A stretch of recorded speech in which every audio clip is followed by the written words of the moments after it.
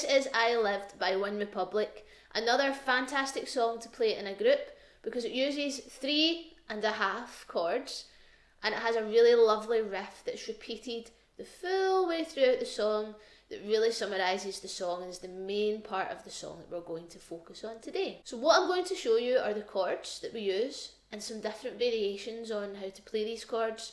I'm also going to show you that little riff and give you a couple of challenges to take away to try out the riff.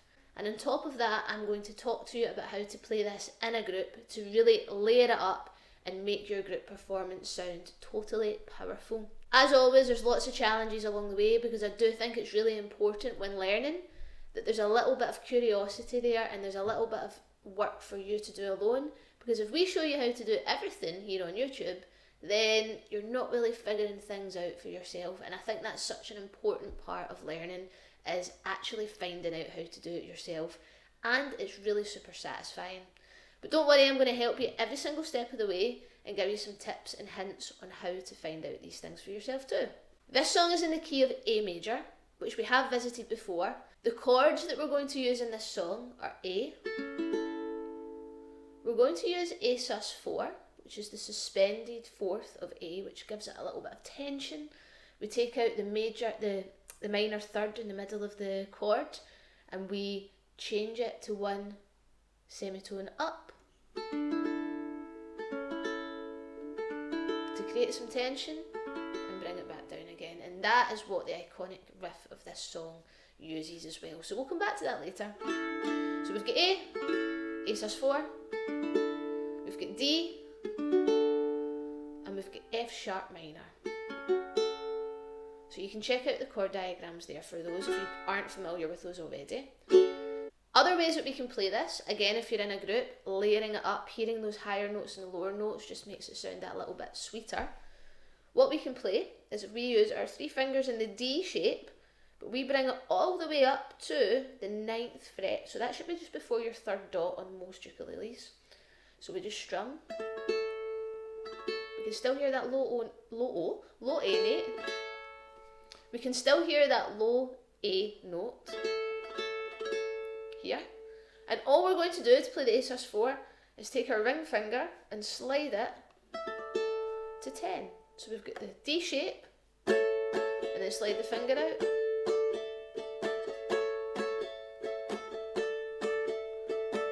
That's it there. And another couple of open shapes, again leaving this A note ringing out at the bottom because that's our main note of the song that you'll hear throughout. It's like a drone sound. We are going to be on the 5th fret, but it's like an E minor shape, or if you know B7. So just like your E minor, slide it down to 5, 6 and 7, and then bring every finger up a string. D. And then from here, to go to F sharp minor, keep your pointy finger where it is, so it's on the 5th fret of the E string. And then these 2 fingers here are just going to go on the top 2 strings, so G and the C string. It's just like a D minor chord, but we're just going to slide all the way up to 5 and 6. And because again we're in the key of A, that's why we can use these open chords and we don't need to bar, because that A note is still in there. So we've got A sus4, D, and F sharp minor. So those are our chords. We'll come back to those later when we do the play along. And the next part of the song is the riff. Now the riff repeats throughout the full song. You'll hear it at the beginning, really, really strong and clearly, and throughout the verse while the chords are being played. And then during the chorus, when the music really, really lifts up, the chords are a lot stronger and the riff quietens down slightly. Then, the bridge of the song, things change a little bit because we've got something different in there, and that's what the bridge normally does, is it takes us away from what the natural path of the song is before bringing us back again. And then at the chorus, at the end, we go back to that riff again, and the song, of course, finishes with it as well. So it's really, really important. And because it rings throughout the song, you'll start to really pick it up with your ear. And as I've said before, it's really important to use our ear to try and help us understand where notes are, rather than constantly looking at the music. The notes that we need are A and C sharp, and then we're going to need a D note. Now, don't worry about where those are too much just now, but what I'll tell you is we're going to play the 5th fret of the E string, and then we're going to play the 4th fret of the A string. So your middle finger on the 5th, pointy finger on the 4th. And it's going to sound like this.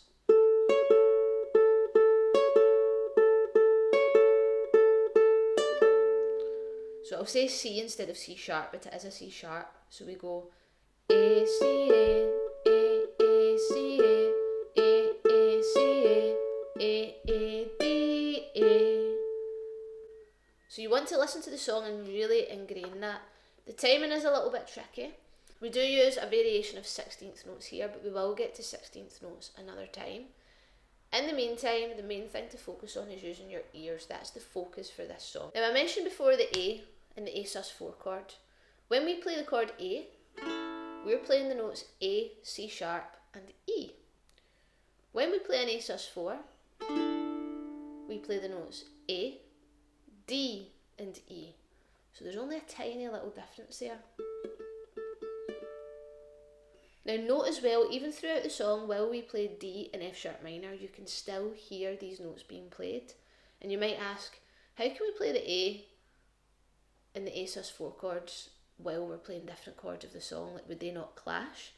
Well, no. And the reason for that is the notes that we're playing all belong to the A major scale. So even when we play the F sharp minor and the D, all of those notes that we play when we play those chords all belong to the key of A major. And so no matter what, they're going to sound pretty nice when they're played alongside each other.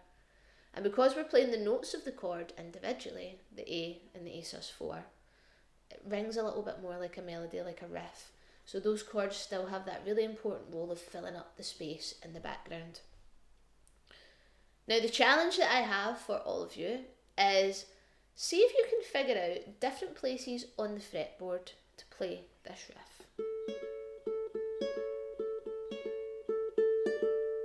Because there's definitely more than one. Use the A and the A sus4 chord shapes to help you, and see if that helps you find another place to do it as well. So on the low G ukulele, we have sounds lovely on the low G, just a little bit of a deeper sound compared to. So when you hear those all together and you start layering it up, especially in a group, different people playing the different parts and bringing them in at different times, this sounds so cool, and it really helps the feel of the music lift up as well. So for the riff, your challenge is to play it in different places on the fretboard. If you have a low G, you can play it down there too. So now that you have the riff, think about how you would like to play that in a group. Are you all going to start with the little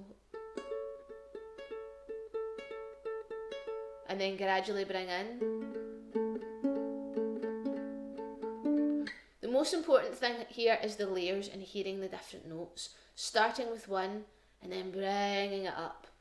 Practice them together as a group. So practice playing the notes together, practice playing one riff, see how that sounds and see how the timing is. Once you've got the timing down, then start layering it up and start thinking about how you would like to bring in each section. You don't need to just do that with the individual notes. You can also do it with the chords and just replicate exactly what you do with the picking, but strum it. So rather than doing, instead you would do this.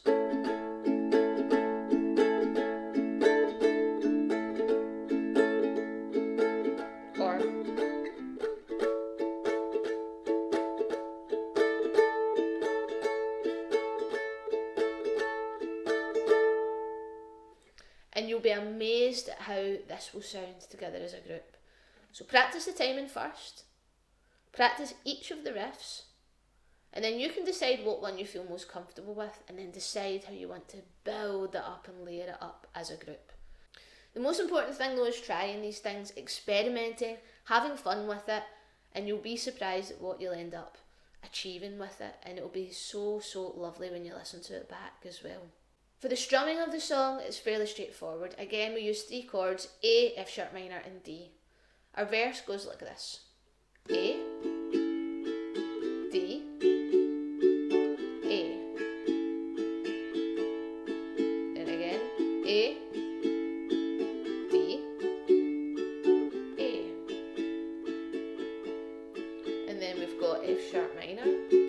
bars, and then D, and then 1 bar of F sharp minor, and then D, then A.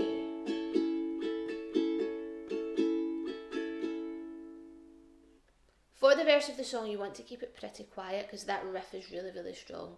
So I would keep it down to a low level. In terms of the rhythm, again, playing in a group, keep your down, down, up, whichever strumming pattern you think will work. Down, down, up does work, or down, up, down, up, down, up, down, up, down, up. That one can also work quite well as well, but you can decide as a group. Now the chorus actually follows the exact same chord progression as the verse, but you'll feel a difference in the chorus because everything's lifted and feels more powerful. And that's because the music is louder, there are more instruments involved. So that's when I suggest really bringing in all of your different layers and strumming and different chord shapes just to fill that sound. During the verse you might want to stick with open shapes or maybe even twinkly shapes, but then in the chorus you might want to put a combination of all of them. So the chorus, we'll do a little strum along for that. Same pattern as the verse, but with a bit more oomph and down, down, up, down, up. So we've got I did it all.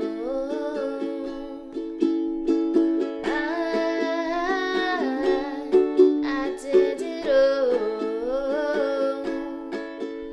I owned every second that this world can give. So many places, and with every broken bone, I swear I lived. And then we move on to the next part. The chord progression of the bridge, we have 2 bars of A, 2 bars of F sharp minor, 2 bars of D, and 2 bars of A. So the bridge goes like this. 1, 2, 3, 4.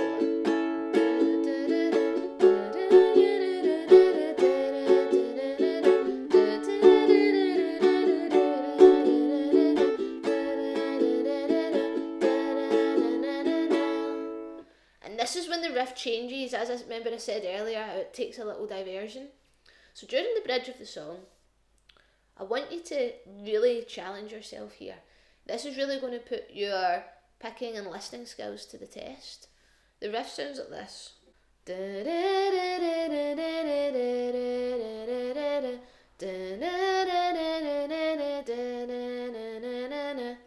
So the ultimate challenge here is if you go to the A major scale, you'll find these sheets on my Buy Me a Coffee page where you'll get access to all of the breakdown, all of the tips, all of the challenges. And you want to be in the finger of fret position, 1, 2, 3, 4. And you're going to start with the note A. See if you can go from there. Think what the riff is in your head, sing it in your head a few times, and see if you can mess around with the notes on the A major scale to find out how to play that riff. Once you have that, how awesome is it going to be when some of you are playing the chords and some of you are playing the riff of the song? Really, really cool. After the bridge of the song, we go straight back into the chorus again, and then the song works its way out. So now we've got the riff of the song, we've got the chords in the different places, we've also got the bridge and a couple of tips on how to play the bridge, and I've given you some little nuggets on how to put this together as a group. The first thing is learning all of the parts. You want to be comfortable playing all of the parts, and you also want to be familiar with how the song goes. In terms of dynamics, these are really important. I want you to listen out for when the song's quiet. I want you to listen out for what instruments you can hear.